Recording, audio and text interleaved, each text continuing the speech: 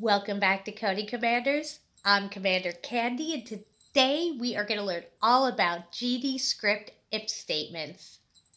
Computer code is often dependent on conditions. For example, if you shoot an enemy 3 times, he will die. Code that simulates the enemy's death will only execute if you shoot him 3 times. If statements are a common method to program conditions, and they are based directly on propositional logic. In this lesson, you will learn to program conditions into your game code. The value of a variable will determine the code that is executed, right? So if the variable's true, one thing's going to happen. If the variable's false, something completely different might happen, right? If you get a high score, your name goes on the high score list. If you don't get a high score, your name ain't going to be on no high score list. Example, you are making a battle card game. Each player has a set of skills. Each skill is equal to an integer between 1 and 20, like a 20-sided die from D&D. If a character's spirituality skill minus their brutality skill is greater than 10, then that character will have the power to heal. To calculate the number of health points a character can heal each round, you're going to take spirituality minus brutality, that quantity, and divide it by 5. Write code to determine a character's healing points, okay? Spirituality equals an integer 18. Brutality is going to equal the integer 5.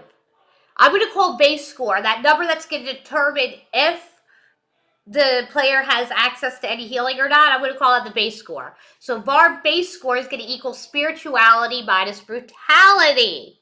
Let's initialize healing at 0. So at the beginning, we're going to say healing is equal to 0.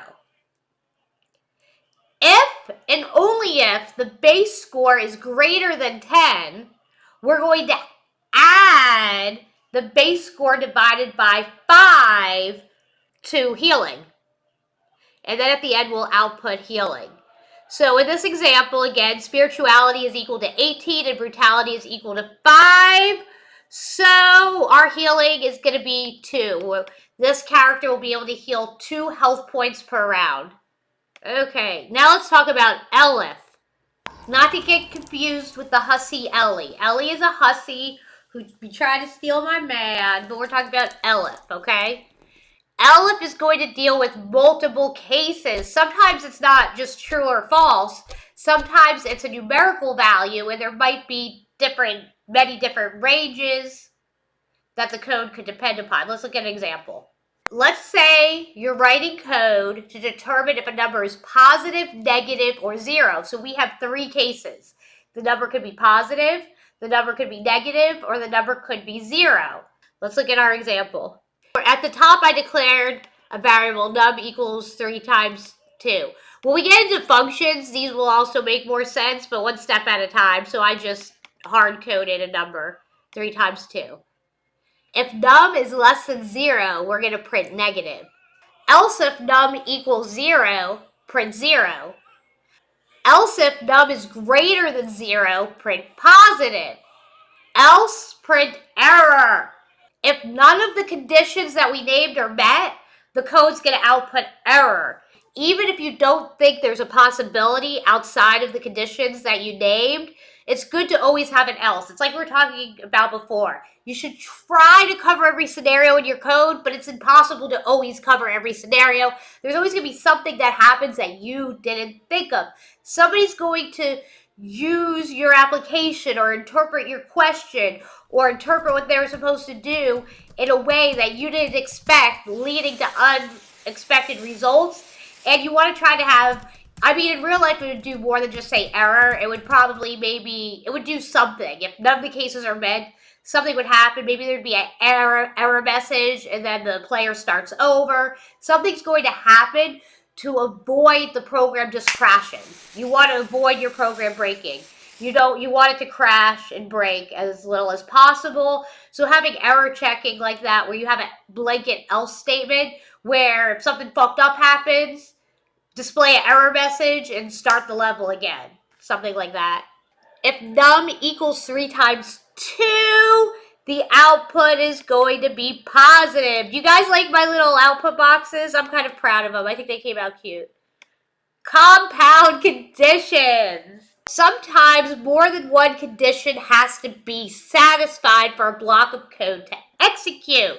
We code this with logical operators.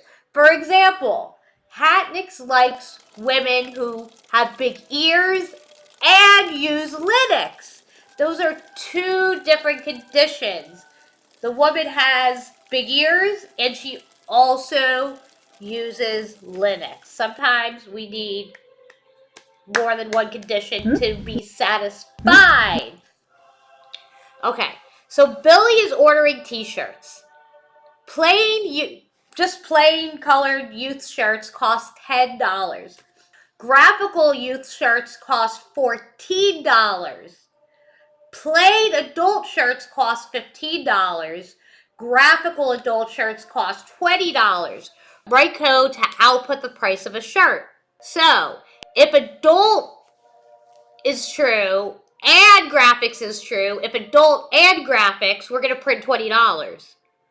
If adult is true, but graphics is not true, we're going to output $15.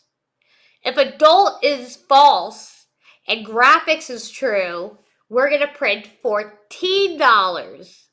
If both adult and graphics are false, if adult is false and graphics is false, we're going to print $10.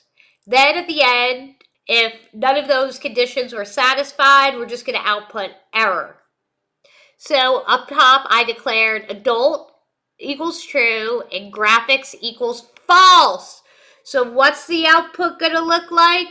Then the output is going to be $15. And then I have some homework at the end. Because like I said before, when you're going through this stuff, it's good to practice. Every time you learn something new, you practice it. Ubuntu, Manjaro, and more. Come and let me know what distro you're down for. You know what I like, so get it right. Boy, talk that Linux to me all night. Yeah, boy, I like it. You know that I like it. Love it when you talk that Linux to me. Thank you for watching my video. Don't forget to check out codingcommanders.com, where you'll find more tutorials on Godot, Linux, HTML, and much, much more. Thank you again for watching, and until next time, happy coding. Just like apartment 1, they code badly.